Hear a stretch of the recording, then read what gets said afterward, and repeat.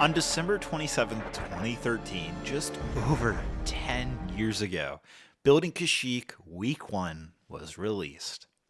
The series would subsequently change the LEGO community forever. A concept of a weekly series showing step by step how large scale mock dioramas are developed had never been done before. This truly redefined a new genre in the growing LEGO fandom. But it didn't stop at Kashyyyk. That was only the beginning.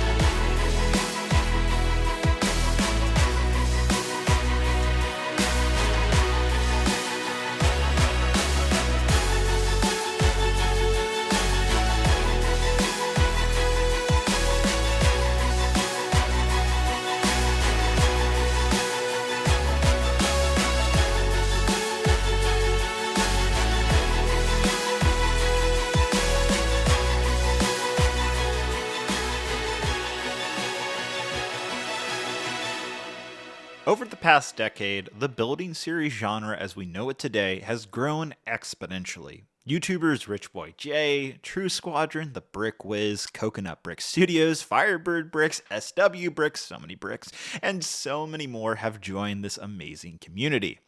Building creations that I never thought I'd see growing up. The sheer imagination and creativity from these builders is nothing short of amazing. In fact, a friend of mine, Luca, who you might know as First Order Lego, another talented builder in our community, just got accepted as a model designer for Lego. In fact, in his post about his lifelong dream job coming true, he mentioned myself and Building Kashyyyk as one of the things that led him down the path that he's on today. I just gotta say, huge congrats to Luca. Best of luck, man. We're all rooting for you to make some kick-ass sets. So like most, I too was also inspired by another builder, Brick Plumber. Mark and I originally met when he entered my base contest that I was hosting on my channel. His entry, the Battle of Hoth, was unlike anything seen amongst the community at the time. It was his Hoth diorama that was the light bulb moment where I was in mental distress asking, how on earth did this guy make this? And can I do this myself? And what if I show the progress? Building Kashyyyk was my way of showing that there was still so much potential in the LEGO YouTube community. At the time, most videos were either just reviews, collections, or stop motions. Mock videos were usually just montages of photographs, and it was clear to me that an open door was unlocked waiting for me to go through. Don't get me wrong, I still enjoy making reviews or videos about my collection, but I'd love to one day step back into stop motion. But I really found myself in the building series that would follow. In 2015, Kashyyyk would be completed with a grand finale and montage video that would both accumulate over 5 million views here on YouTube. So I hit the ground running after Kashyyyk in late 2016 with the release of Rogue One, making a smaller but still sizable mock of Scarif. A shorter run building series that, while didn't match the same scale or viewership that Kashyyyk had garnered, still was met with overall success. I hope to one day return to Scarif. It'd be hard to top what Chris Productions and his team has done, but I'm up for a good challenge. Fast forward to 2017, and I attended something called Star Wars Celebration Orlando, Florida. It was there where the first trailer of The Last Jedi was dropped, and upon the sheer speculation and awe factor that I got from the trailer, those ATM-6s marching across the salty terrain, that I knew Crate was destined to be my next project. It was the first mock that I had only started basing it off trailers, having not watched the film yet. While I enjoyed The Last Jedi personally, we all know where the Star Wars community stands on this one. I have no personal regrets making this mock. I love challenging myself, and Crate pushed me to think outside the box. I used snot techniques to create an array of triangles forming the salty landscape, learned how to leverage Technic pieces for a wide open door for the resistance base, and played with angles in the trenches instead of normal straight brick style building. So believe it or not, one of my most common questions I get from fans about the LEGO Star Wars mocks that I've made over the past decade is why I choose to use the LEGO Star Wars sets in them.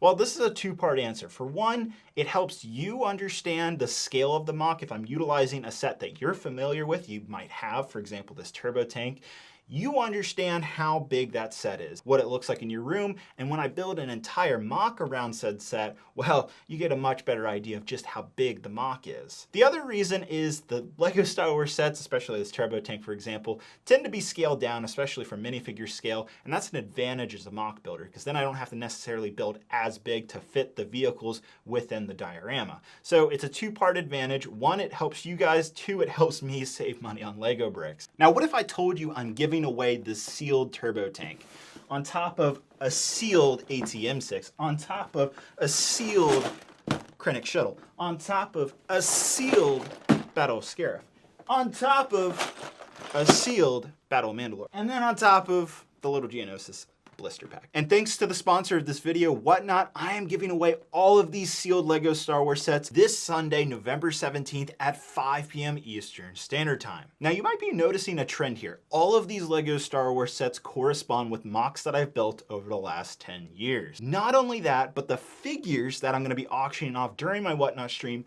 also correspond with all 7 mocks that I've made over the past decade. So that's Kashyyyk, Scarif, Crate, Mandalore, the Jedi Temple, Daro, and Geonosis. This is all part of something called the Whatnot season finale. Con season's over, and we're wrapping up 2024 with a banger of a stream. So don't forget to sign up with the link down in the description to Whatnot and be a part of this mega giveaway, win some amazing LEGO Star Wars minifigures, and so much more. Now, full disclaimer, everything here is going to be fully given away, no strings attached. You just have to be attending the Whatnot stream. This, however, the Krennic shuttle will be a buyer's giveaway, meaning that if you purchase something during my Whatnot stream, you'll be automatically entered into this giveaway. Lastly, the deal gets even better. I'm giving away 50 custom LEGO Star Wars minifigures from the Bad Batch. The first 50 auctioned off LEGO Star Wars minifigures will have a random hunter or wrecker included. So with myself auctioning off over 400 LEGO Star Wars minifigures, giving away 6 sealed retired LEGO Star Wars sets this Sunday at 5 p.m. Eastern Standard Time is something you absolutely don't want to miss out on. Make sure you sign up with that link down in the description. Thanks so much to Whatnot for sponsoring this video, and let's get back to it. You know, you might be noticing a trend here. Each diorama brought a new challenge for me to overcome. So more on that later. 2019 brought the start of Mandalore, the first mock that would match the same size of Kashyyyk and also utilizing the same ping pong table that I had built it on. But like all of you, Season 7 of The Clone Wars was the dream I thought would never come true. Star Wars The Clone Wars was my Star Wars growing up. I was too young to see the prequels in theaters, so when the 2008 Clone Wars movie was being released in theaters, that was my first experience of Star Wars.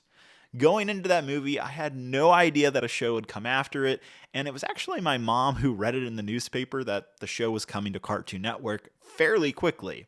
Fridays at 9 p.m. would never be the same after that. Mandalore was yet another challenge, bringing symmetrical artistic building styles to life. Now, while LEGO is the perfect medium to achieve something like this, it still involved a lot of tinkering around.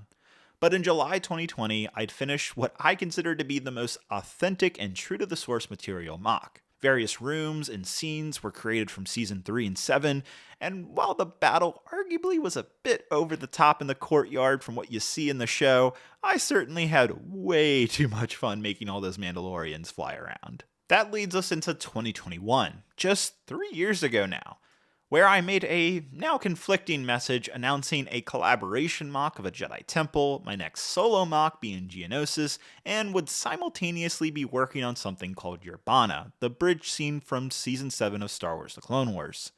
Looking back, I probably shouldn't have done this. We all make mistakes. Geonosis Season 1, as I've coined it at this point, would conclude fairly quickly given how small the original version turned out. In the long run, this was probably for the best. Behind the scenes though, while I was working on this first version of Geonosis, I was secretly collaborating with LEGO on what would become my most viral video that I've ever created to date, building Daro.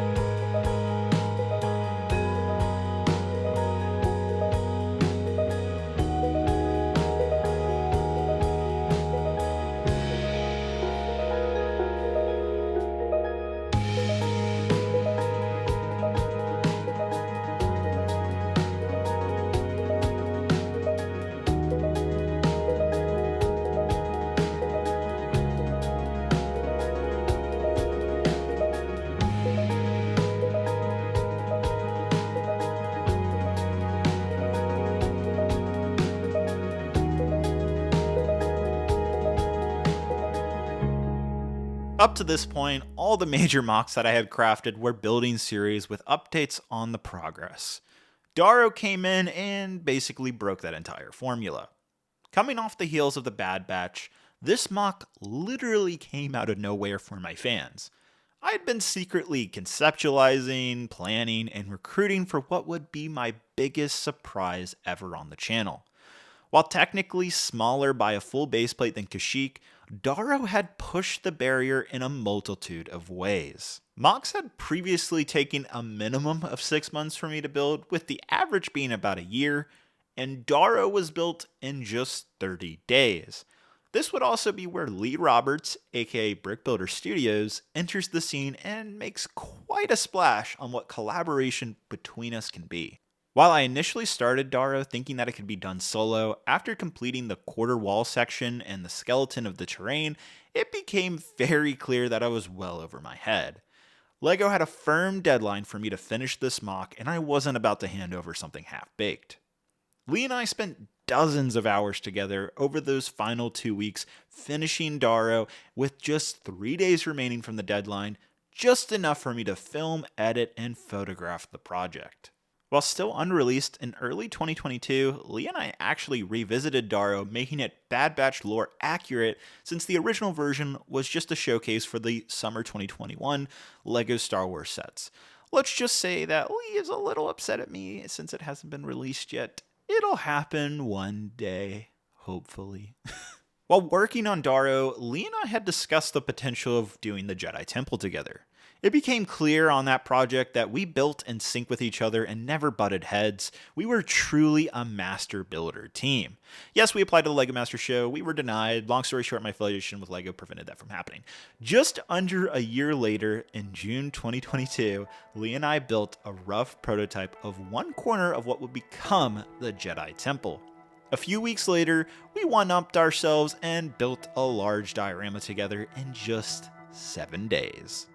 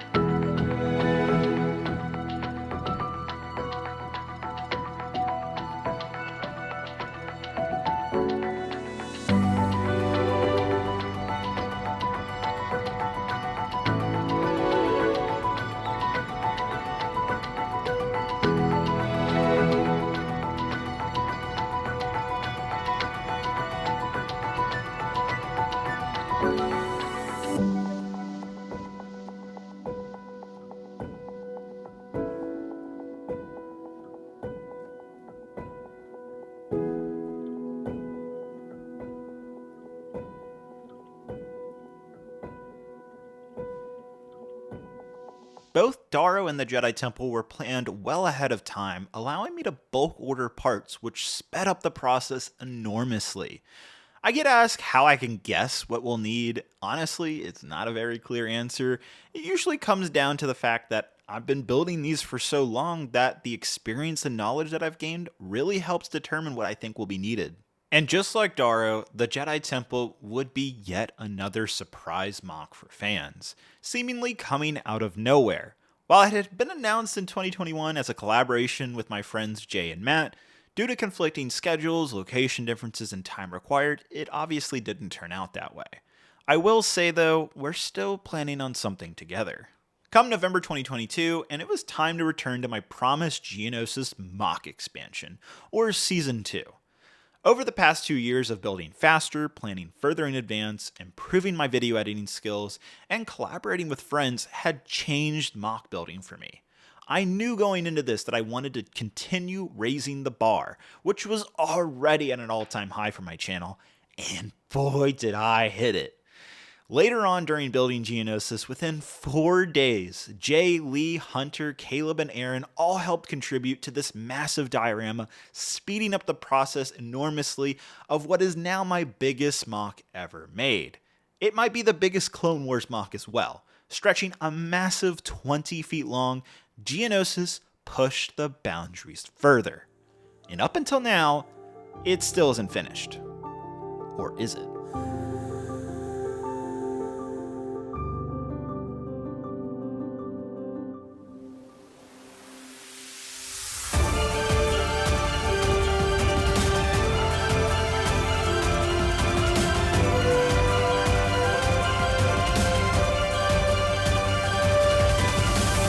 Yes, I can finally announce that Geonosis is just about complete and that the finale will be released on November 27th, 2024. Mark your calendars. Lastly, I leave off on a giant thank you to all my fans. Yes, you. Whether you've been here since the beginning or just subscribed last week, just know that I'm having the time of my life making videos and building kick-ass mocks. Stay tuned for what comes next, because we've got a decade of building ahead of us. Thanks again to Whatnot for sponsoring this video. Hope you guys have a great, wonderful day. See you guys in the finale, and bye-bye.